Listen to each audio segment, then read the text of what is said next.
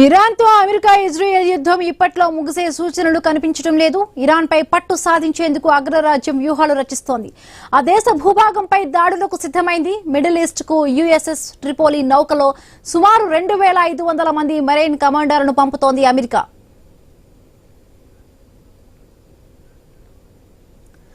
Iran తో America Israel యుద్ధం ఇప్పట్లో ముగిసే సూచనలు కనిపించడం లేదు. ఇరాన్ పై పట్టు సాధించేందుకు అగ్రరాజ్యం వ్యూహాలు రచిస్తోంది. ఆ దేశ భూభాగంపై దాడులకు సిద్ధమైంది. మిడిల్ ఈస్ట్ కు యుఎస్ఎస్ ట్రిపోలి నౌకలో సుమారు 2500 మంది మెరైన్ కమాండర్లను పంపుతోంది అమెరికా. భారత్ కు ఇరాన్ బిగ్ రిలీఫ్ ఇచ్చింది. హర్మూజ్ జలసంధి గుండా 2 భారతీయ ఎల్పీజీ నౌకలను ప్రయాణించేందుకు ఓకే చెప్పింది. దీంతో 2 ట్యాంకర్లు భారత్ బయలుదేరాయి. ప్రస్తుతం దేశంలో వంట గ్యాస్ పై ఆందోళన నెలకొన్న వేళ ఇది అతిపెద్ద ఊరట. ఇక భారత్ ఇరాన్ మధ్య పలు దఫాల చర్చల తర్వాత ఈ డీల్ కుదిరింది. ఇరాన్ విదేశాంగ మంత్రితో భారత విదేశాంగ మంత్రి జైశంకర్ చర్చలు జరిపారు. అవి సఫలం కావడంతో 2 భారీ నౌకలకు ఇరాన్ అనుమతినిచ్చింది. ఇప్పటికే శివాలిక్ అనే 40,000 మెట్రిక్ టన్నుల ఎల్పీజీ నౌక భారత తీరానికి బయలుదేరింది. లేటెస్ట్ గా మరొక 2 నౌకలకు పర్మిషన్ ఇచ్చారు.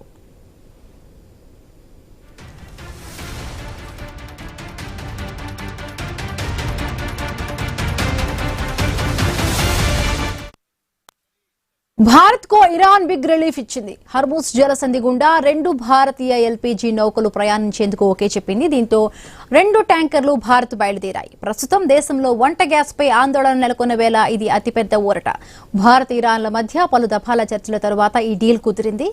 ఇరాన్ విదేశాంగ మంత్రితో భారత విదేశాంగ మంత్రి జైశంకర్ చర్చలు జరిపారు. అవి సఫలం కావడంతో 2 భారీ నౌకలకు ఇరాన్ అనుమతినిచ్చింది. ఇప్పటికే శివాలిక్ అనే 40,000 మెట్రిక్ టన్నుల ఎల్పీజీ నౌక భారత తీరానికి బయలుదేరింది. లేటెస్ట్ గా మరొక 2 నౌకలకు పర్మిషన్ ఇచ్చారు.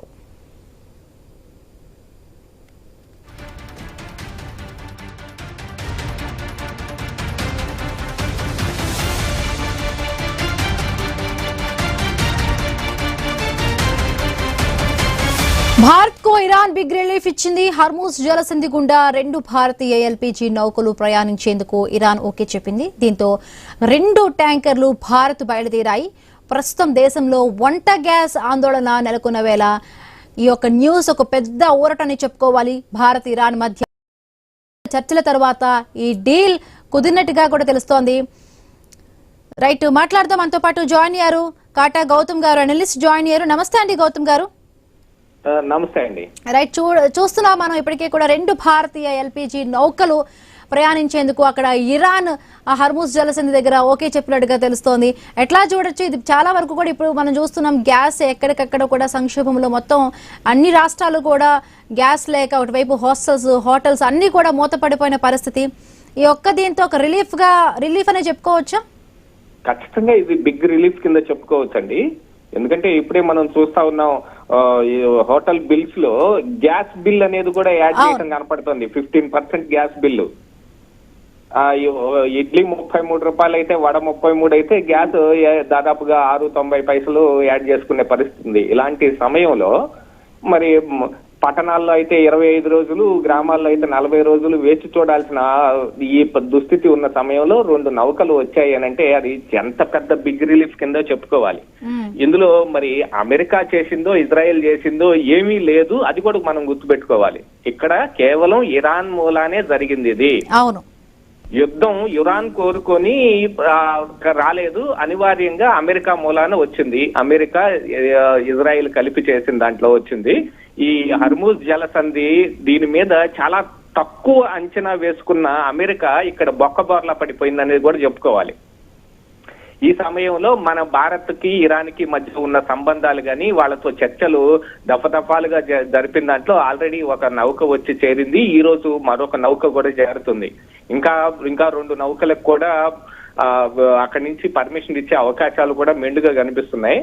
దీంతో ఇక మనం రష్యా నుంచి చమురు కొనుక్కోవటానికి అమెరికా ఒప్పందాల మూలంగా మనం వాళ్ళ పర్మిషన్ తీసుకోవాల్సిన దుస్థితిలో ఉన్న సమయంలో ఇలాంటిది ఇరాన్ ఒకటి మనకి అందిపుచ్చుకునే విధంగా ఇచ్చింది అని అంటే ఇరాన్ తో మనకున్న సత్సంబంధాలని ఒకసారి గుర్తు చేసుకోవాలి, పునరుద్ధరించుకోవటానికి గట్టిగా ప్రయత్నం చేయాలి. ఎస్ సార్, మొన్న కూడా మనం ఒకటి అబ్జర్వ్ చేస్తే అంటే యునైటెడ్ సెక్యూరిటీ కౌన్సిల్ ఏదైతే కూడా ఉందో అంటే యుఎన్ఎస్సి, సో అంటే ఈ గల్ఫ్ కంట్రీస్ ఏదైతే ఉంది, గల్ఫ్ కంట్రీస్ పైన యుద్ధం జరుగుతున్న నేపథ్యంలో మొత్తం అందులో ఒక 56 నాకు తెలిసి మేబీ ఆ నెంబర్ కౌంట్ తప్పైతే అవన్నీ కూడా అంటే ఇరాన్కి వ్యతిరేకంగా ఓటు వేస్తే అందులో మన భారతదేశం కూడా ఇరాన్కి వ్యతిరేకంగా మాట్లాడిన పరిస్థితి. బట్ ఇప్పుడు ఇరానే మనకి చాలా వరకు కూడా ఈ నౌకకు సంబంధించి కూడా 2 నౌకలు రిలీజ్ చేయడానికి పర్మిషన్ ఇచ్చింది.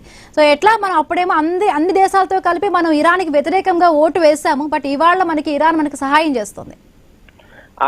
ఇది ఖచ్చితంగా ఏంటంటే అండి, ఇరాన్ కూడా ఏమీ ఏదో మన మీద దయదలిచో లేకపోతే మనం అంటే అతి ప్రేమతోటో ఇచ్చింది కాదు. వాళ్ళకు కూడా అవసరాలు చాలా ఉన్నాయి.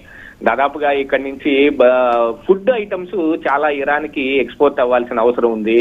నౌకల్ని పంపిస్తే మరి కనీసం మన దగ్గర నుంచి నౌకలను యాక్సెప్ట్ చేసుకునే అవకాశం ఉంటుంది. భారత్ నుంచి వచ్చే నౌకలు అయితే ఇటు ఇజ్రాయిల్ గాని అటు అమెరికా గాని ఆ నౌకల మీద దాడులు చేయవు. అందుకని వీళ్ళని ఆపే అవకాశాలు కూడా కొంచెం తక్కువ ఉంటాయి. కాకపోతే ట్రంప్ కొంచెం కోప్పడొచ్చు, గరం అవ్వచ్చేమో గానీ మరి మనకి చమురు నౌకల్ని ఇచ్చిన కారణానికి మనం కూడా రీపే చేయాల్సి ఉంటది కదా. అందుకని మరి ఇక్కడ నుంచి ఎగుమతి అయ్యే బాస్మతి బియ్యం కావచ్చు, మిగతా ఫుడ్ ఐటమ్స్ ని కూడా మనం ఇక్కడ నుంచి పంపించడానికి కూడా ఒప్పందం ఇంటర్నల్ గా జరిగి ఉండొచ్చు అనేది నా యొక్క ఉద్దేశం. ఏది ఏమైనప్పటికీ హర్ముజ్ జలసంధి మూసివేతతోటి ప్రపంచంలో వచ్చిన చమురు కొరతని కొద్దో గొప్ప చాలా చిన్న మొత్తంతో మనం తప్పించుకున్నాం ఇరాన్ తోటి మనకున్న సంబంధాల మూలంగా. రైట్, థ్యాంక్ యూ అండి గౌతమ్ గారు.